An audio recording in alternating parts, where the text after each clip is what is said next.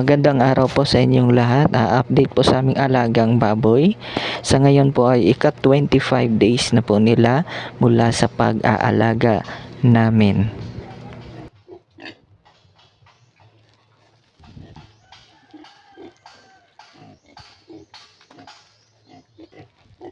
Sa oras na po yan ay kakaligo lang po nila.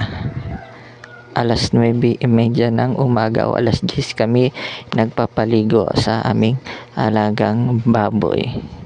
Pero isang beses lang namin pinapaligo muna sa isang araw. Ayan po, fresco at saka relax na relax po sila.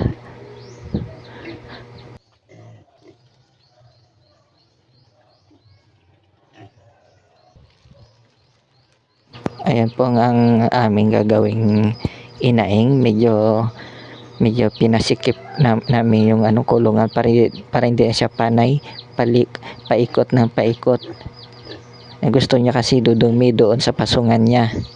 Kaya kailangan niya pa lumiko. Kaya ginawa namin ay dinagdagan yung kuwayan para sumikip. Tsaka yun sa taas para hindi na siya panay tayo para umikot. Ayan po, sa oras na yun ay nag-update po ako uli ng tanghalian nila. Sa oras na yun ay kumakain sila ng tanghalian nila. Bali ang pakain po dyan ay, ang kinakain nila ay starter pa rin. Starter stage. Ika-8 araw na ngayon nila sa pagkakain ng starter. Bali ang budget po nila ngayon ay ginawa na namin ng 1 kilo kada isa sa kanila dahil hindi na magkakasya sa kanila ang 3/4 dahil napakaingay nila, parang gutom pa rin para pagkalipas ng ilang oras lamang.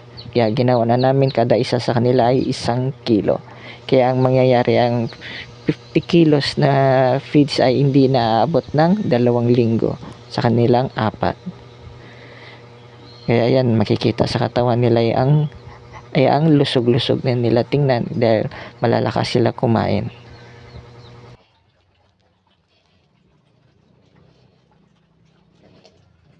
Yung pangbenta pala namin, yung patining ay pinapakain po yan ay dry feeding po yan. Pero may tubig po yan nakaantabay. Kapag gusto nila uminom ay iinom sila, kapag gusto nila uminom para diretso kain nila. Pero kung walang tubig yan, iintayin pa, bibigyan sila ng tubig pagtapos kumain ay ang tagal nila matapos dahil parang nabubulunan sila. Yan, may tubig po yan. Ayan, babalik, kakain, ganyan lang po yan.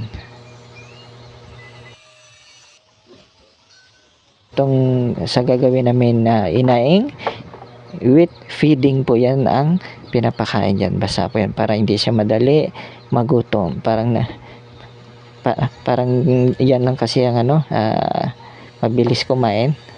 At saka siya nauuna lagi kapag pagkalipas ng ilang oras ay nagugutom na, maingay na siya agad.